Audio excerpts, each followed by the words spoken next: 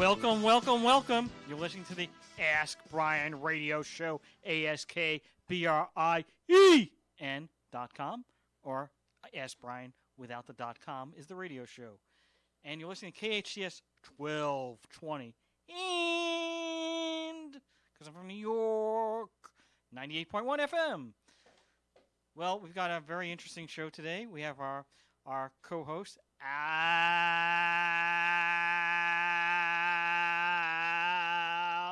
Alex Grossman. Alex, you there? Mr. Brian Johnson, how are you today? I can barely hear you, but our engineer's going to make that help us out.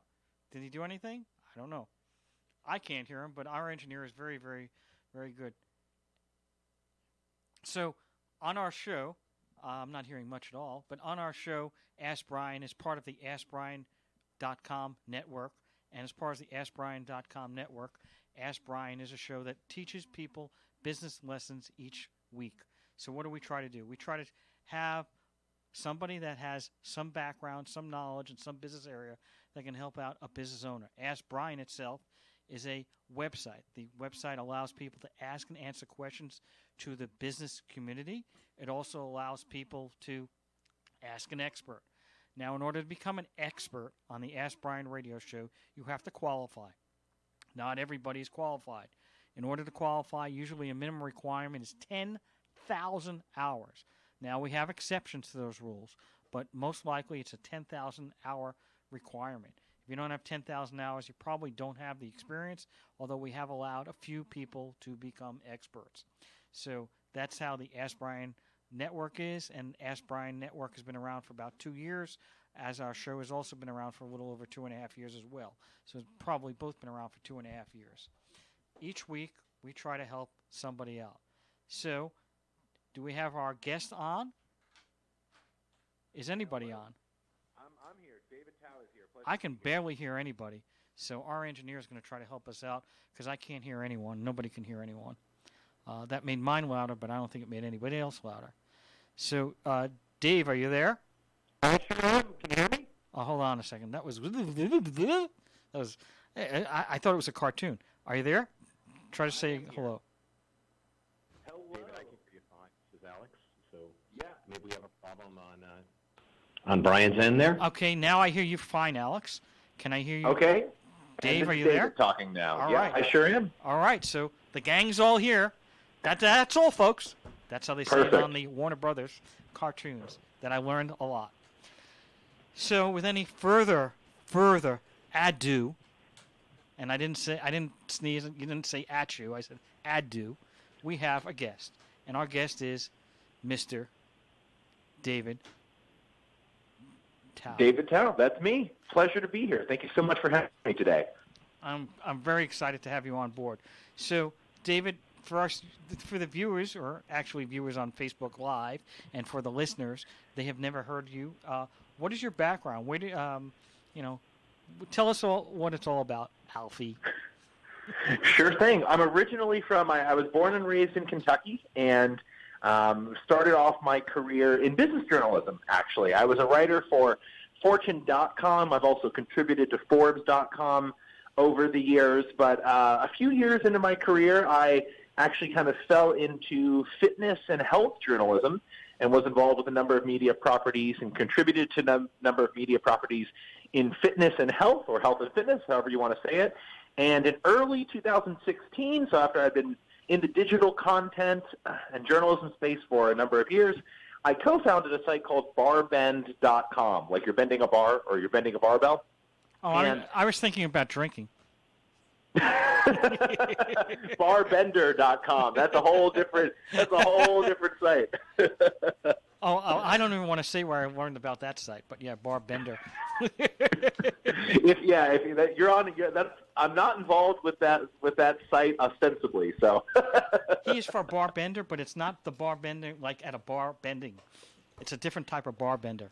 All right. It's like if you have a heavy weight on a barbell and it bends a little bit, that's BarBend.com. And we cover strength sports, so weightlifting, powerlifting, CrossFit, strongman. We're the official media partner of USA Weightlifting, which is the governing body for weightlifting in the United States. We also live streamed the CrossFit Games and do a lot of work in that community. So we're a website, social media accounts, YouTube channel for people who like strength training and competing in strength sports. So the barbell does actually bend? If you have enough weight on it, the barbell will bend a little bit, and that's a good thing, because if the barbell's too stiff, it can be brittle and it could snap. So if you're lifting a lot of heavy weight, you do want that barbell to have a little bit of flex. It'll be a little more forgiving. I thought only if I put my stomach on it would the barbell bend. There are different types of barbells, right? That's something that's surprising to a lot of people. There are all sorts of different types of barbells and way to make barbells, and there's a lot of interesting history behind articles on our site from one of our contributors on the history of strength training and strength equipment. So you can trace the history of like barbells and dumbbells and how all that stuff came about way back like 100 years or more. I went to school with a lot of dumbbells. Well, you went to they school felt the same way, I'm sure, Mr. Brien. only when I spoke, Alex. All right, so I have big news. The esteemed, the wonderful, the always gracious, the magnificent, Lindsay Man. Oh my gosh, hi guys. Has showed up. Sorry I'm late. Hey Brien, thank you for You having aren't me late. on. We just got started. We were waiting for you. Now the show can begin. All right. We needed to have that little background stuff so we can get going, but now that Lindsay's here, we're all ready to go.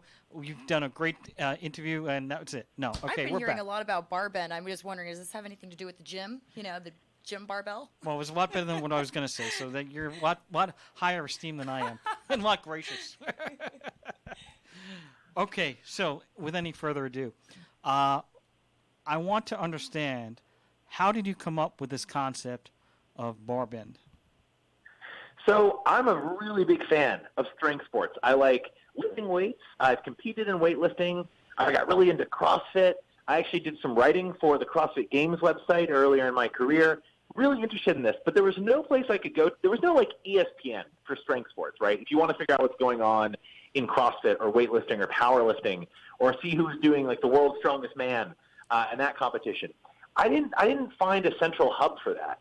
So I came to kind of a midpoint in my career, or inflection point in my career, had some time on my hands, and decided with my co-founders to start that and to see if we could build an audience for people who were into strength training and who wanted news on strength sports. So we really started because it's something that I always wanted but didn't have a go-to source. And if you're in journalism and you have pie-in-the-sky dreams, you always want to start that next big thing or that website you always dreamed existed. In this case, we actually found a bit of success with it, and it caught on pretty quickly. So that brings us to 3.5 years later, and we're still chugging along.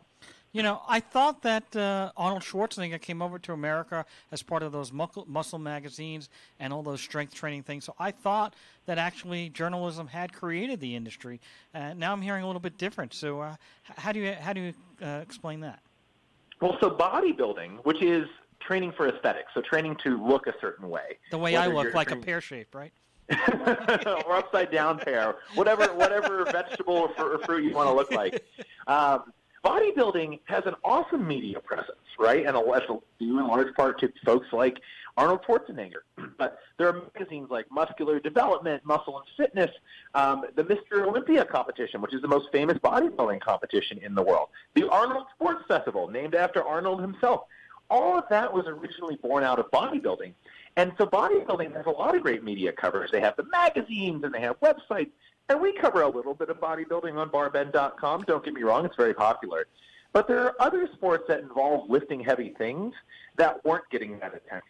So if you're competing in weightlifting or powerlifting or CrossFit, you actually don't have to look a certain way. It's all about lifting heavy weights and doing it the best in those particular modalities. So bodybuilding's great. It's built for media because these people look a certain way. People love to look at them.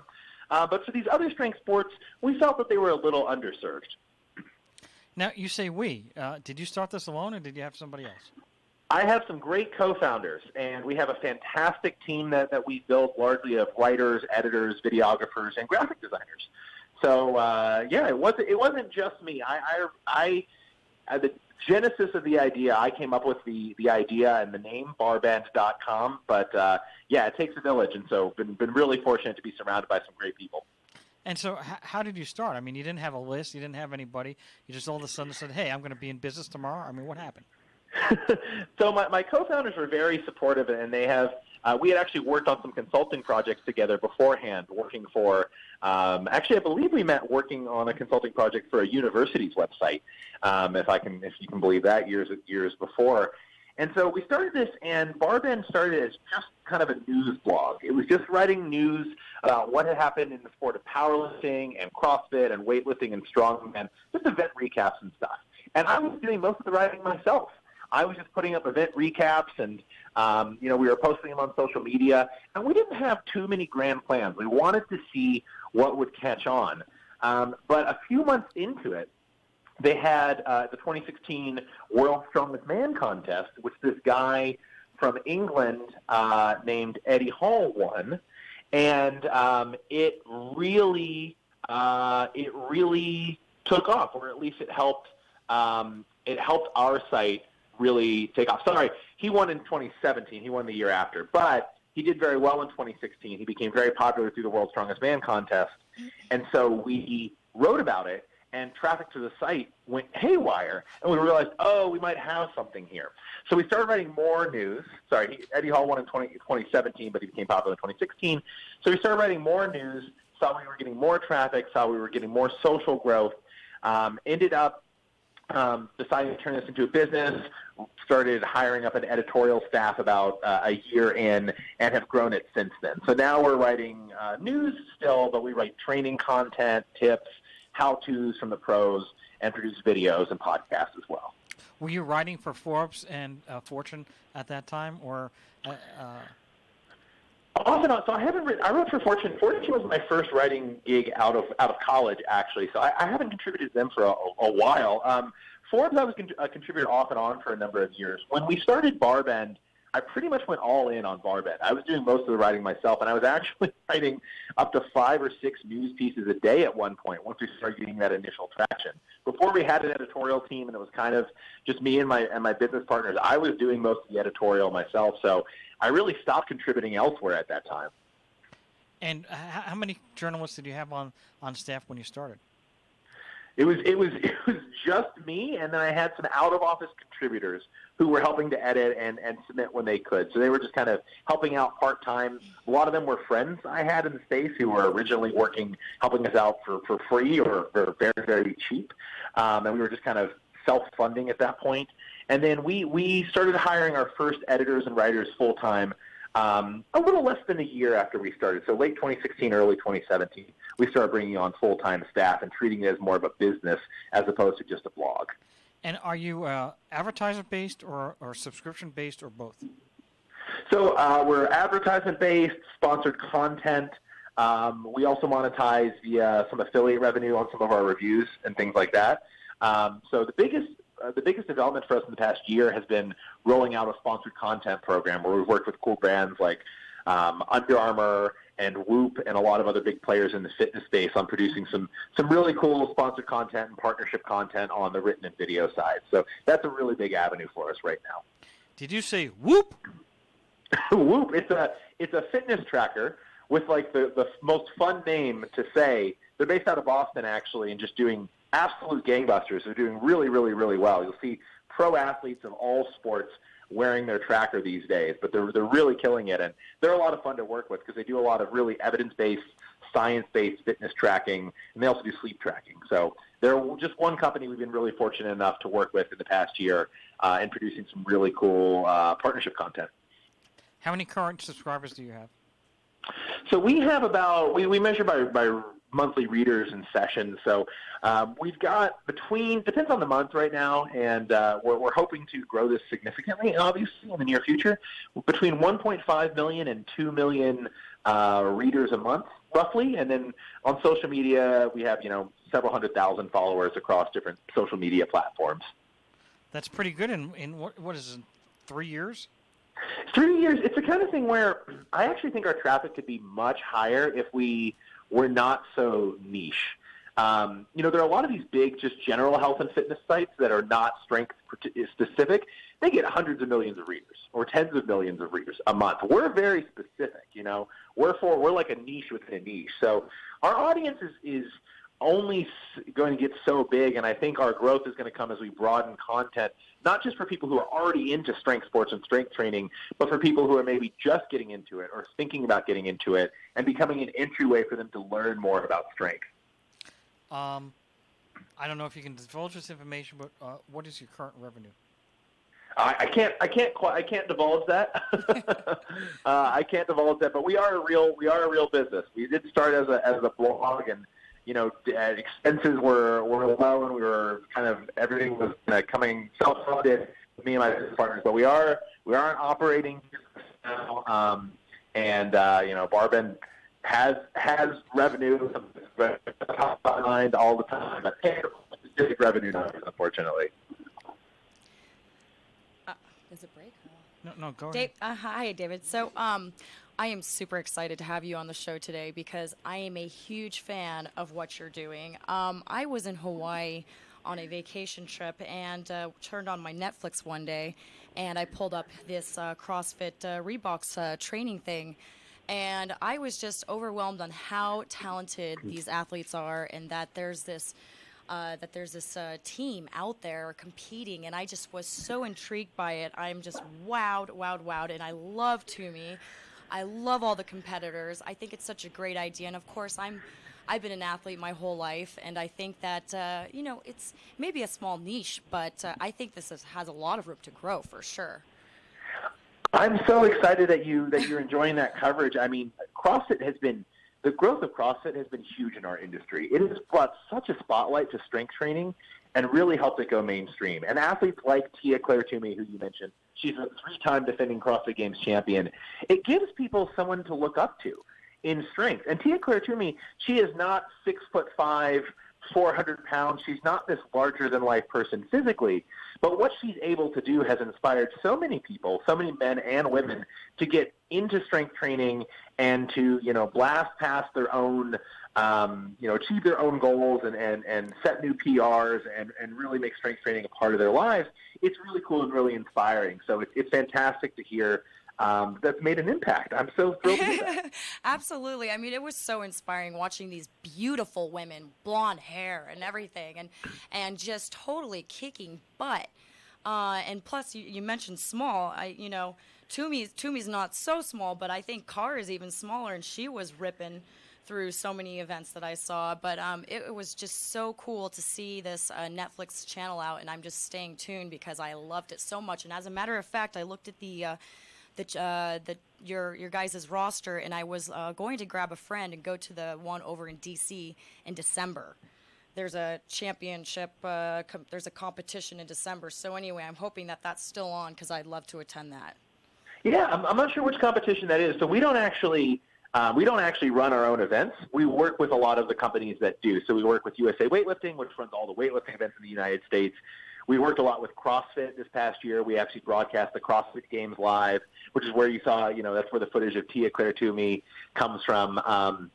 So we actually don't run events ourselves. We are a media company that covers a lot of these events, the athletes, and the kind of ecosystem that's that built is up around it. Fantastic, right? Yeah. Wonderful. And we're going to be taking a break very shortly here. When you come back, what I want you to explain to people is if you have a small business and you want to start online and start getting traction, what can somebody do to get traction? I mean, you started out with a blog. I don't want you to answer the question right this second, but when we come back from the break, I want you to explain that so people that are running their own businesses here or haven't even started their own business can figure out how they can start with just writing something and actually get people to come to their site without spending $1 million to do so. Oh, I'm excited to dive in on that one. Well, I put down the challenge. You're a competitor, so we'll see if you can answer that challenge. We've got about 45, 50 seconds before we take the break. And so we had the other question we had was, how difficult was it in the beginning when you're just starting out and you had, no, you didn't know if it was going to work and nobody was there and you just posted a blog. I mean, for those first couple of days, it must have been like, whoa, how am I going to get people to know about us? I have to be honest. I was texting everyone I knew. I was emailing my personal network. I was begging for people to like us on Facebook and follow us on Instagram. Just anything to get a little bit of initial traction, and mostly because I wanted to get their feedback, which was super important, because if you don't get feedback from people who are in the space, and we can touch on this after the break, and people who are passionate about what you're passionate about, how can you be objective about what you're doing? You can't. So it was a lot of personal outreach those first few weeks, definitely. So essentially you have, how many users you said? We have about 1.5 million sessions and readers a month. And when you say that, how many, does that include somebody that, if I go to the site 30 days, is that considered 30 or is that considered 1? It depends. There are a few different ways to interpret the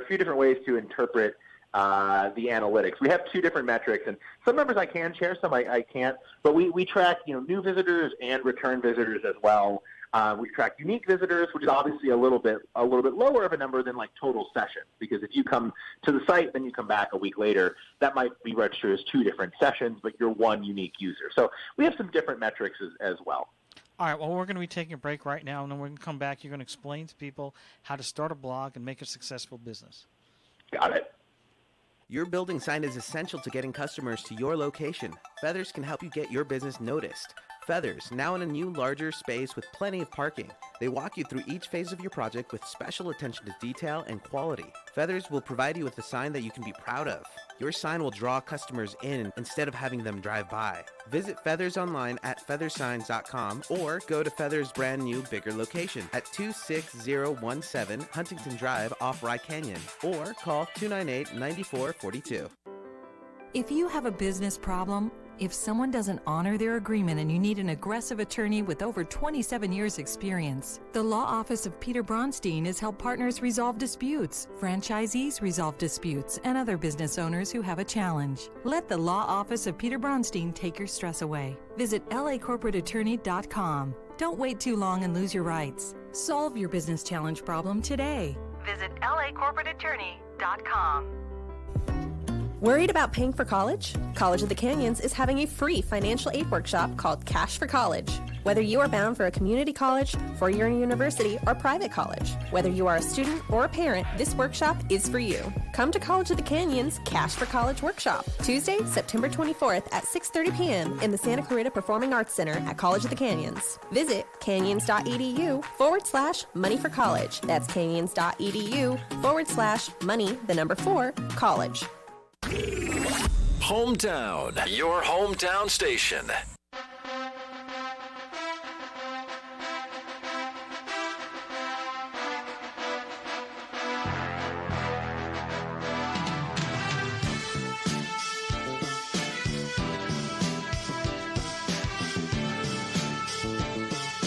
Welcome back. You're listening to KHTS 1220 and 98.1 FM. And we have my co-host, Lindsay Mann, and our guest, David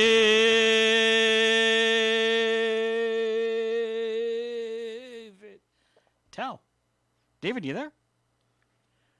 Did I scare you off? A little bit, but I stuck around. Well, I'm glad, because not everybody can do that. So right away, you've passed test A. So you passed test A. That's the strength test, okay? The rest of the test is it's going to be a little bit different.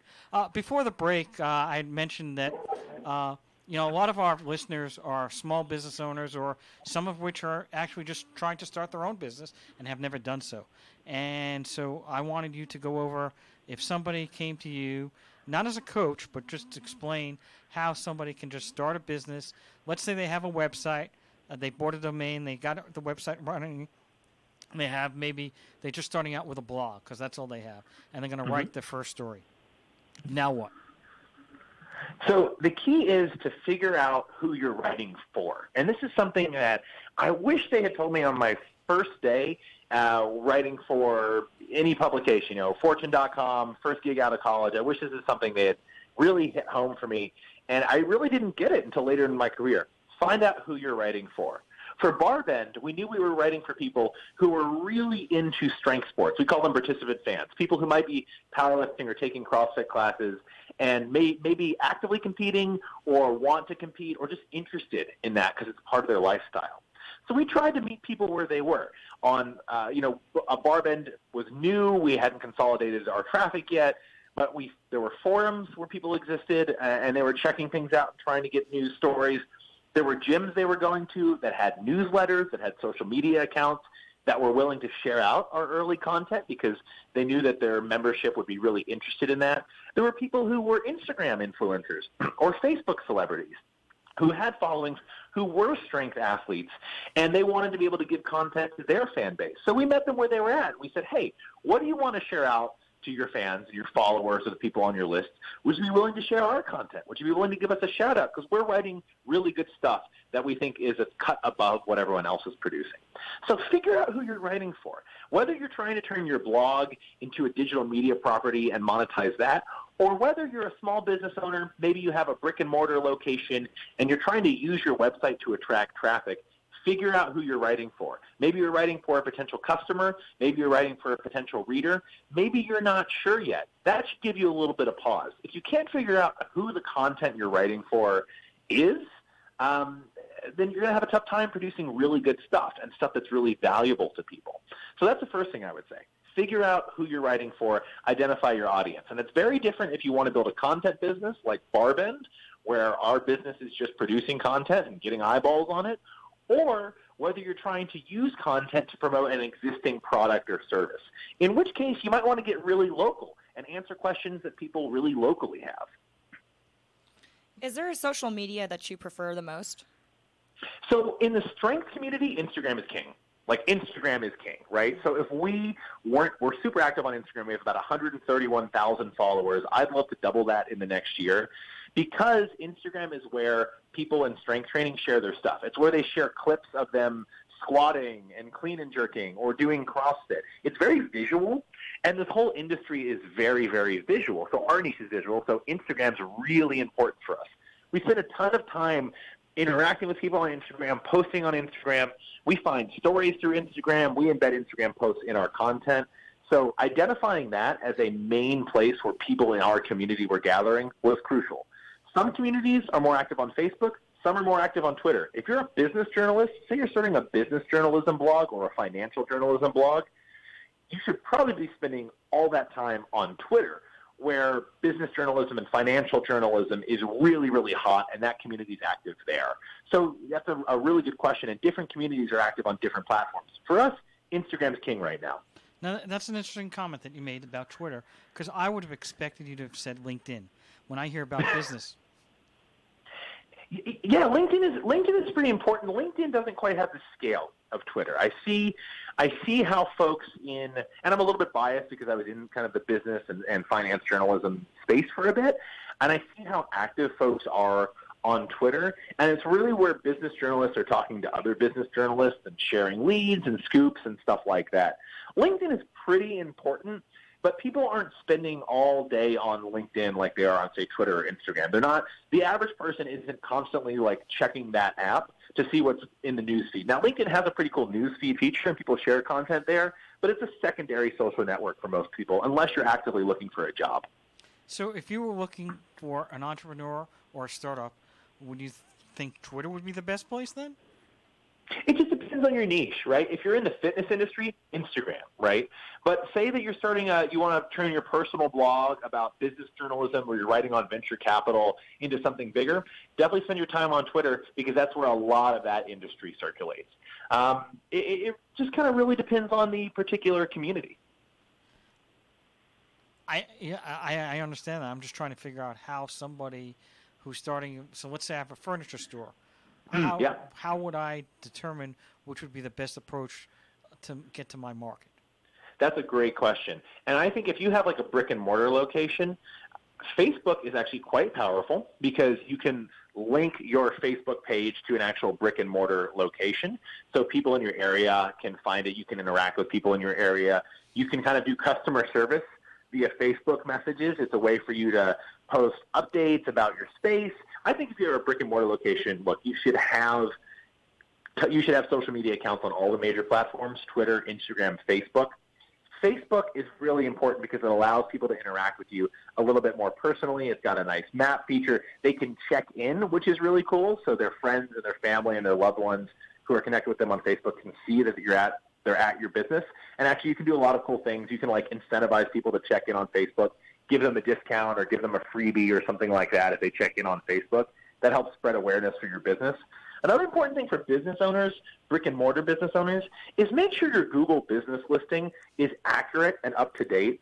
I know so many people who have brick-and-mortar businesses, even in big cities like LA or New York, and they have their location wrong on a map, or they have the wrong phone number on their Google business listing. That's how people are going to find your business, right? Make sure all the information on your website, your Google business listing, and your Facebook listing for your brick-and-mortar location, make sure it's all up to date. Because if your address is wrong, if you're not listed correctly on a map, if your phone number is wrong, if your contact's wrong, no one's going to find you. So be consistent. Be consistent. Be consistent and check these things, right? Don't assume that something you set up last year is necessarily going to be accurate today. Make sure things are showing up correctly. I've had a lot of friends who have like a brick and mortar, like a gym for example, a gym, something in the fitness space where we're listed. They put their address in and it shows up incorrectly on a map, or it takes them to the wrong, or shows it might have their correct address, but it doesn't actually show, the marker isn't actually where their business is. If you're difficult for people to find, they're not going to come into your business. That's just one example. A gym's a brick-and-mortar business, just as a furniture store is. So there's a lot you can do with your online and your social media presence as like a brick-and-mortar physical business to make sure you're easy to find. If people have to jump through hoops to come to your business and find out information about you, you've already lost a customer. Right. And what if you're not a good writer and you want to start a blog? Whew, that's a tough one. You got to surround, like any business owner needs to surround themselves with people who are better than they are at certain things, right? Well, that's why I surround myself with Lindsay. Lindsay, you can hang out with me anytime. Okay. Great. We got a deal. So I, for example, I don't know anything about video editing. Like I know something about it, but I'm not good at doing it, right? I can't put together a cool motion graphic custom clip for Instagram. I can write pretty good copy for it because my background's as a writer. So we had to build our team with people who could fill these different skill sets, right? If you run a brick and mortar business, if you run a furniture store, I love that example. You might be awesome at selling furniture, or maybe you make your own furniture to sell. You might be great at that, but you're not necessarily the best copywriter. So if you are bringing someone on to help manage and market your business, set the expectations. When you bring someone on to help you out, when you hire staff, set the roles beforehand, right? And be like, I am looking for someone who can do X, Y, and Z. If someone can't do X, Y, and Z, I either need to look for someone else or I need to hire people with complementary skill sets, right? Don't expect when you're interviewing someone and they're like they're awesome on the phone and they're going to be a great customer service rep. If you don't ask them about their writing skills beforehand, but you expect them to write on their first day at the job, there might be some miscommunication, right? There might be some mixed messages, and they might not live up to the expectations you had, but they weren't made aware of. So when you bring people onto your team, lay out everything and be very transparent about what they might be expected to do, because ultimately that's the only way you're going to surround yourself with people who are better at a lot of these different tasks. And believe me, as your business scales, and as I'm sure you all know, no one can be the best at everything, or at least you shouldn't be, because that's not scalable for your time as an entrepreneur. So how do you find the best people? If there were an easy answer to that, I wouldn't be talking to you right now. No, I'm absolutely kidding. I'd be starting my own version of LinkedIn, right? And it would just kick the pants off LinkedIn. Finding people is tough. Someone once told me, a business mentor of mine, someone told me, business is super easy, right? It's numbers, it's spreadsheets, it's 1 = 1, 1 + 1 = 2. It's easy. People are hard. It's hard to find good people. It's hard to motivate good people, and it's hard to make sure your motivations are aligned with those of your team members. Some of the best people I've ever hired are friends of friends, people I've met. I've hired people I've met in the gym. And in the case of BarBend, actually, that's the place we started recruiting our early writers. We would go to gyms. We would work out with people. We'd find people who are interested in journalism, maybe active journalists, who were also interested in fitness, and that was a really good pipeline for us to start to recruiting early on. So finding the communities that you're serving is a really good way to working in those communities, and looking in those communities is a really good way to find people who could be really good team members.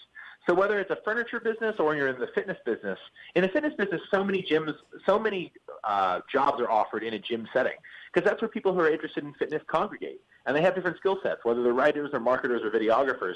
They all want to work out. They're all interested in it. That was the best place for us to find passionate people. So a lot of those early connections were made in those communities, in the very communities we wanted to write for. It's kind of interesting. A lot of we had an interviewee that his biggest place was Facebook. He found a lot of his employees through Facebook, so that's interesting that that's a channel right there. But would you say forums you can find people through forums as well? Totally. Actually, on the Facebook point, there are a lot of Facebook groups. Facebook groups are still very big in multiple industries. I'm part of some content marketing Facebook groups where I found really cool people to work with. Join Facebook groups in your industry, or look in Facebook groups that are made up of people, of the type of people you might want to hire or who have those shared interests. That's a fantastic place to look for a connection. Forums are really good too. Forums are a little weird because it's like they're kind of they're often public, so it's a little weird in like a forum thread to be like, here are my thoughts on this particular topic. Also, commenter XYZ, do you want a job? Here's the salary. Like, that's a little weird. You have to like figure out a way to touch it offline or directly via email or something. But forums and Facebook groups can be really rich sources. So what is your biggest failure, and how did you overcome it? My biggest failure, I wish we had hired more people early on. I feel like an absolute dunce sometimes. And to be fair, if you ask me my biggest failure, you might get two different answers on 2 different days. Because sometimes I feel the effects of something, sometimes I feel the effects of other things. I feel like a dunce for not hiring people earlier because, like we were talking about earlier, you got to find people who are better than you. And even if they're not better than you to start, you got to train them up and encourage them and give them the resources to become better than you. I wish we'd hired a team early on in the days of BarBend. Now, that might have been a little tricky when we were self-funding and everything like that, but I think we might have been able to make it work. And we were just not that great of an editorial team when it was just me and some out-of-office contributors helping. I just wish we'd hired it up earlier, because that would have helped us create better content earlier on. And the thing about creating content online is timing matters. The earlier you can start providing something and the earlier you can become the go-to source for a community online, the more success you're going to have. That's why a lot of the big brands online and the big blogs online and big websites where people get their news, they were started 20 years ago, right? And they have that advantage online. Google really, really rewards brands that have been around for a long time, because they're more likely to be trusted and established. It helps you show up better in Google search results. So the earlier you can do this stuff, the better. Don't sit on your hands if you want to start producing content. Start producing it. And in our case, I wish I had hired a team earlier to help with that. What would be your biggest financial mistake? My biggest financial mistake. I just turned 30, so my biggest financial mistake in life is not saving money earlier. Okay. Let me rephrase. My biggest financial mistake was living in New York in my 20s. You know how expensive it is here? It just makes no sense at all. I've heard. It makes no sense. It's like I spent so much of my salary, and this is I have some shame in this, but I'll admit to it. I spent so much. I was a journalist in New York City in my early 20s, right? You don't make a ton of money. And I spent so much of that money going out and getting drinks 3 or 4 nights a week with friends. Sure, it was fun, but there's no reason to be going out and spending $100 a night on, vodka sodas or whiskey sodas in New York City. There's no benefit to that. If I had taken some of that, if I had just drank a little less, taken some of that money and started saving it and been a little bit smart about it, look, hindsight's always better, right? That would have been smart. It's just so much of that money and so much of my early disposable income I had as a young adult, I literally just washed down the drain. And I do kind of regret that. It would have been better spent on like trips or experiences that expanded my worldview, or better spent on travel. I was going to spend that on anything. I should have traveled more. Right. What are the best ways to optimize time, time management, and how do you add value? How can you say that, as you've evolved through your career, how would that work for you? The best way to optimize time management? I always thought that if you want to be a leader in business, you have to be in the office before everyone else, and you have to be out of the office later than everyone else. I always thought it was like brute force, right? Brute force, just work through it, work harder, work longer. That's not scalable. You're only one person. If you want to build a business, it's going to involve a lot of people. Your time's going to become a bottleneck. I don't care how hard you work. And the thing I've been trying to do over the past few years, and especially over the past few months as our team has grown a bit more, is take time during the week to look at my own work systems, to look at my own work processes, and try and optimize those. Literally scheduling time in my calendar to figure out where I'm being a bottleneck, and then attacking those things and fixing them, and either outsourcing those tasks to someone else or figuring out a smarter, more efficient way for me to do it. 5 or 6 years ago, I would have just said, I got to work longer, I got to work harder, I got to do these tasks. But if you structure some time to figure out how you can personally work smarter, it's going to pay dividends in the long run. You have to get over this mindset and this thought that you can do everything if you want your business to grow. You can't. You're going to stifle your business's growth if you try and be Superman or Superwoman. You really will. We've heard so many of our guests say exactly the same thing. So how do you balance your work and your personal life? I think I've gotten better at it. I was really, really bad at it, and I'm sure I've had some personal relationships that have suffered because of it. Yeah, I think I've been really, really poor at that for most of my professional career. So I don't want to sit up on the high horse and say, this is how you do it, because I'm perfect at it. I've been really bad at that, and it's something I've asked people for help with, and I started taking their advice. I turn the question around and say, what are some of the best pieces of advice you all have heard on that? Because it's something I'm still struggling with a bit these days. Well, we're going to be taking a break, and we'll be coming right back in about a minute or two, and then we're going to finish off. Omelets or pancakes? You used to have to flip a coin. But not anymore, because for a limited time, all 10 of our hearty omelets now come with unlimited pancakes. Which means this coin doesn't have to choose anymore. What? I don't have to choose anymore? Ah! Later, choosers! I'm free! Choose not to choose. Over 10 omelets now come with unlimited pancakes. At IHOP. We salute the combined efforts over the many years to make Castaic High School a reality. Many behind the scenes did the hard work. The past and current William S. Hart School Board members, Steve Sturgeon, Joe Messina, Bob Jensen, Linda Storley, and Dr. Sharice Moore, Superintendent Vicki Enbreck, Castaic Principal Melanie Hagman, and so many others. We at the Castaic High School Construction and Spirit Companies are honored you allowed us to be part of this amazing project. Now, let our kids and our teachers perform their magic. If you have a business problem, if someone doesn't honor their agreement and you need an aggressive attorney with over 27 years experience, the Law Office of Peter Bronstein has helped partners resolve disputes, franchisees resolve disputes, and other business owners who have a challenge. Let the Law Office of Peter Bronstein take your stress away. Visit lacorporateattorney.com. Don't wait too long and lose your rights. Solve your business challenge problem today. Visit lacorporateattorney.com. Dreaming of becoming the next Steph Curry or Klay Thompson, or maybe just you want your kid to look good and have fun on the court? Introducing the Shotmaster. The Shotmaster is a revolutionary basketball training aid that isolates the shooting pocket, allows you to develop that consistent shot. Shotmaster will improve your shooting efficiency, accuracy, and shooting percentages dramatically. It's the ultimate training device. There's nothing like it. Visit shotmaster.net and discover for yourself how Shotmaster will become your game changer. Shotmaster.net. It's like no other station I've ever listened to. It's great. Your hometown station. Welcome to the Ask Brien Show. The following is paid programming and does not necessarily reflect the opinions of KHTS or its ownership.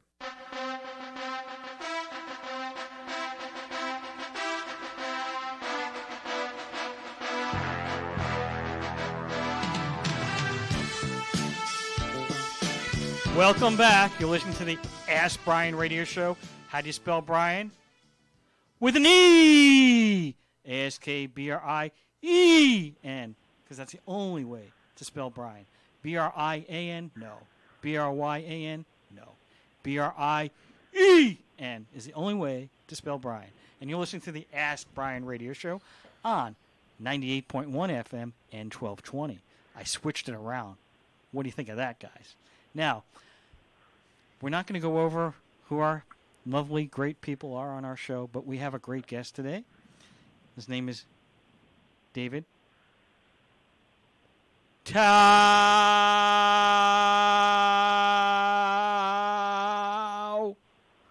for towering over everybody. And he was going to give us some information about podcasting. He thought that might be a good way where people could actually expand their business, grow their business, and I wanted to ask you some questions about that. So how do you start a podcast unless you're on the radio? Well, the first thing to note about podcasting is you don't have to start as an expert audio engineer. It's something you need to start with. You can start small. You can buy a fairly cheap mic off Amazon or go down to your local, audio or electronic store. Buy a simple mic. A lot of software that you need to edit, like GarageBand, comes pre-installed on most Macs. PCs have audio editing software. Take some quick YouTube tutorials. You don't necessarily need to be a pro audio engineer or have one to start cutting together some really cool podcasts. Podcasts are pretty easy. You start recording. You can record your own thoughts. You can have on your guests, your business partners. It's a really cool way to make contacts in the industry. Say you've got a gym and you want to start a podcast. This is something a lot of gyms have been doing, something in our industry, in the fitness industry. They have on their members, or they have on other gym owners, or they have on fitness celebrities in their area, and they talk about some important topics. They cut that together into a podcast, and they release it to the world. It's a fun way to leverage and build connections within your industry while also going deep on topics you're passionate about. And it's really free marketing. It's just to start off with conversations and push them out there. And, some of the most popular podcasts in the world started off with people just having conversations with their friends or other people that they found to be interesting on subjects they were passionate about. So I think folks are really, really underestimating, and brands are really, really underestimating the potential of podcasts to market on their entrepreneurs, the people behind the businesses services, for great ideas, and just really get the word out in a way that's almost no cost to the business. Well, so that's a great question. You go out there, you've created a podcast. How is anyone going to know that you have a podcast? How is anyone be able to find out? This might be the best podcast in the history of mankind, but how is anyone going to know about it? Like anything else, you have to push it out there, right? The good news is with podcasts, it's really easy to syndicate across platforms. And look, it's more, you can dive into the complexities, and I'm not saying it's 100% easy and everything's 100% success rate. That's certainly not the case. And there are some really good free and paid courses online that can introduce business owners to podcasts and what they need to do to start podcasts within their niches, within their businesses. There's a lot of complexities, and nothing's a guaranteed success, right? You spent years building the Ask Brien brand online and on the radio. It was an instant success, but go ahead. Instant success. But the cool thing about podcasting is there are a lot of really good platforms, be it Buzzsprout, Libsyn, you name it, that let you syndicate your podcast across platforms. So you can upload one podcast and have it appear on Apple Podcasts, Stitcher, Spotify. You can upload the audio as a video to YouTube. There are a lot of different places. Apple Podcasts, I think I already mentioned that, but that's a really big one. For example, the BarBend podcast, with one button, I can have it live on Apple Podcasts, formerly iTunes, Stitcher, Spotify, and Buzzsprout. I can embed it on YouTube as well. There are a lot of different places this podcast can live, and people get their podcasts in different ways, right? Some people might listen on Spotify. Some people might listen on Apple Podcasts. Pandora has podcasts. So it's a really good way to kind of get your content out across platforms, and then you can track which platforms are doing a little bit better and which are not doing so well, and then you can kind of tweak your promotion based on that. Well, that's very interesting. I don't think all our users knew all the different types. I know people knew about iTunes, etc., but I don't know about that they had the idea that you could go everywhere. Is there a general place where you can find out where all these platforms are? There are so many, they're almost too difficult to count. For example, Buzzsprout is a very popular podcast hosting platform. I'm not necessarily endorsing any particular podcast hosting platform. I'm not a paid consultant. We won't hold you to it. Go ahead. For for any of them. But like if you use Buzzsprout, which is something I've used before, you can get listed on Apple Podcasts, Spotify, Google Podcasts, Stitcher, iHeartRadio, TuneIn, plus Alexa. There are also other podcast apps like Overcast, Pocket Cast, Castro, Castbox, Podchaser. These are all apps and platforms where people listen to podcasts. So it's really easy to to have listings across those different platforms, depending on where you're hosting your podcast. And oftentimes it just takes one click to syndicate your podcast across those platforms. How can people reach you? People can reach me. I'm on social media on Twitter at @D_Tao, T-A-O. I'm on Instagram at David Thomas Tao, again, Tao's T-A-O. They can also email info@barbend.com to get in touch with our editorial team, and we try and respond to pretty much everything we get at info@barbend.com, or reach out to us at BarBend on Instagram, at BarBend News on Twitter, and at BarBend News on Facebook. And then obviously at BarBend, or just go to barbend.com, and you can find all of this there and how to reach us. Great. David, thank you so much. Looks like we're wrapping up the show. Wrap. Thanks for having me.